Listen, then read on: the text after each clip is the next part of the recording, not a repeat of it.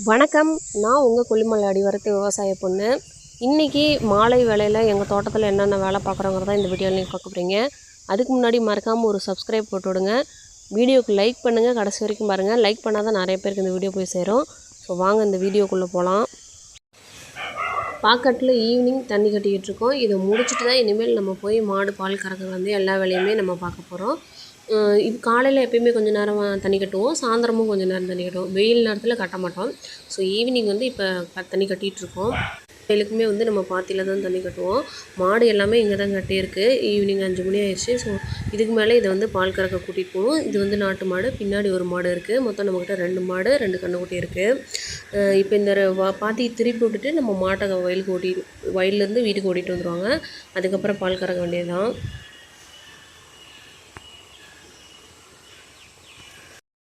கட்டுத்தார வேலையை ஆரம்பிக்கிறதுக்கு முன்னாடி முக்கியமான வேலைங்க இவங்களுக்கு. சோறு போடலைன்னா வீட்டை 2 ஆக்கிடுவாங்க. வீட்டுக்கு முன்னாடி வந்து கத்திக்கிட்டே கிடக்குங்க. அதனால் முதல்ல கோழிங்களுக்கு அரிசி போட்டுடலாம்.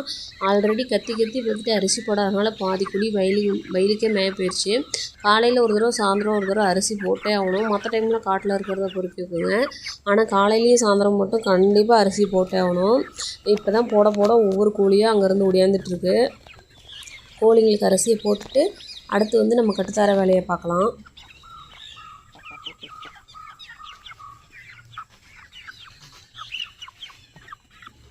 ஒவ்வொன்றா இப்போ தான் வந்து சேருது வயலில் இருந்துட்டு. இந்த கோழிகள்லாம் அரிசி மேயறதை பார்த்துட்டு இன்னும் ஒரு 10-15 உருப்படி வயலுக்குள்ளே தான் மேயும். அதெல்லாம் ஒவ்வொன்றா தான் வந்து சேரும்.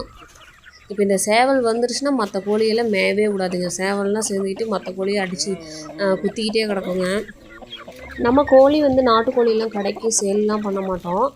நம்ம சொந்த யூஸ்க்கு வச்சுக்குவோம். இல்லை நோம்பி நொடினா சொந்தக்காரவங்க யாராச்சும் கேட்டாங்கன்னா சேல் பண்ணுவோம். மற்றபடி கடைக்கெலாம் நாட்டுக்கோழியை சேல் பண்ணுறது கிடையாது. நம்மக்கிட்ட சொந்தக்காரவங்க யாராச்சும் வாங்கினா 400 ரூபா ரேட் போட்டு அந்த மாதிரி கொடுக்குறோம்.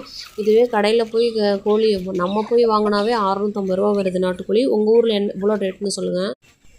வளர்ப்பு நாட்டுக்கோழியை விட காட்டில் வளர்கிற நாட்டுக்கோழி இன்னும் டேஸ்ட் அதிகமாகவே இருக்கும். ஸோ நம்ம வந்து வெளியே சேல் பண்ணுறது கிடையாது.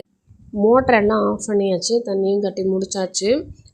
இனிமேல் வந்துட்டு நம்ம கட்டுத்தார வேலைன்னு சொல்லுவோம். மாடு ஆடு வேலையை தான் கட்டுத்தார வேலைன்னு சொல்லுவாங்க. அதை வந்து இனிமேல் போய் பார்க்கலாம்.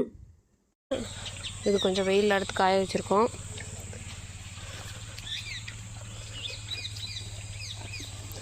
இது ஒரு மாடு, அங்கே இருக்கிறது வந்து நாட்டு மாடு. இதோட கண்ணுக்குட்டி இது, நாட்டு மாடோட கண்ணுக்குட்டி அங்கே இருக்குது பாருங்க.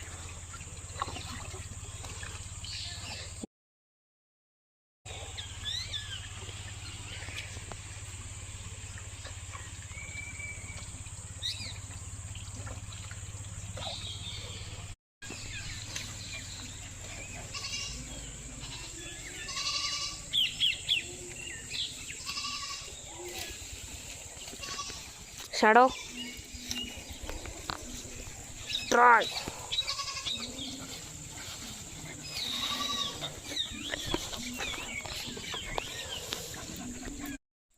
நாளைக்கு ஆளுங்க பாக்கெட்டில் களை வெட்ட வராங்க. ஸோ அதுக்காக கொத்தை வந்து ரெடி பண்ணிகிட்டு இருக்காங்க. இது மாதிரி ஹீட்டில் போட்டு அடித்து ஷார்ப் பண்ணுவாங்க.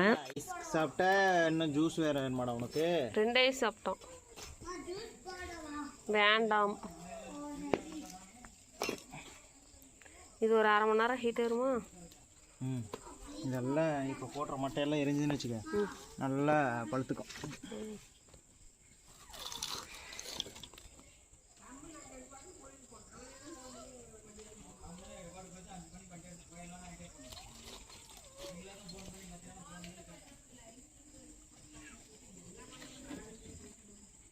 எடுத்து குப்புன்னு இது ஆயிலா? டீசல் ஆயில் சர்வீஸ் பண்ணிட்டு வச்சுருக்காங்கல்ல.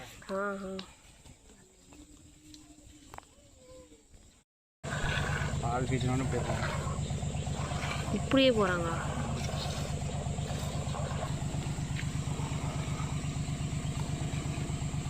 சரியான திட்டு மாடு.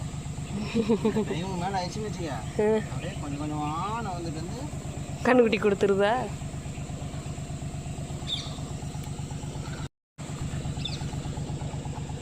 டெய்லி நீங்கள் பால் கறக்கிறப்போ அந்த வண்டி வந்துடுமா?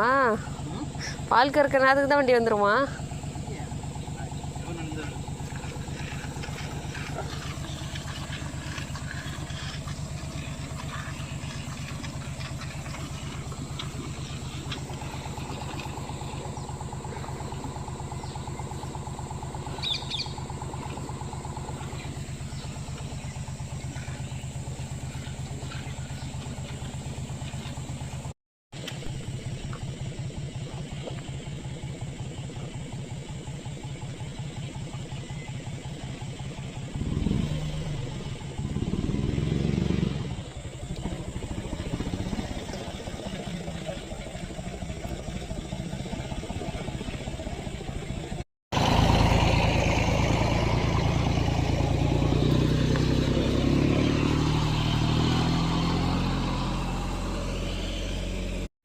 பால் கறந்து முடிச்சாச்சு. இதை நைட்டு ஒரு 7:30 வாக்கில் ஹட்சனில் தான் நம்ம ஊற்றிட்டுருக்கோம்.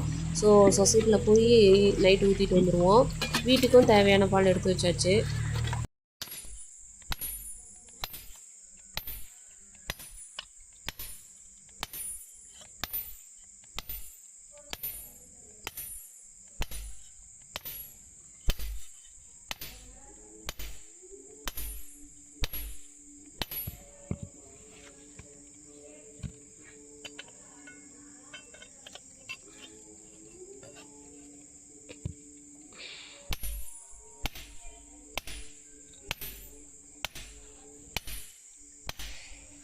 ஸோ வீடியோவை முடிச்சுக்கலாங்க. ஏன்னா லைட்டிங் பற்றல, இருட்டுக்கிட்டவும் ஆரம்பிச்சிருச்சு. ஸோ இது வரைக்கும் வீடியோ பார்த்த எல்லாருக்கும் ரொம்ப நன்றி.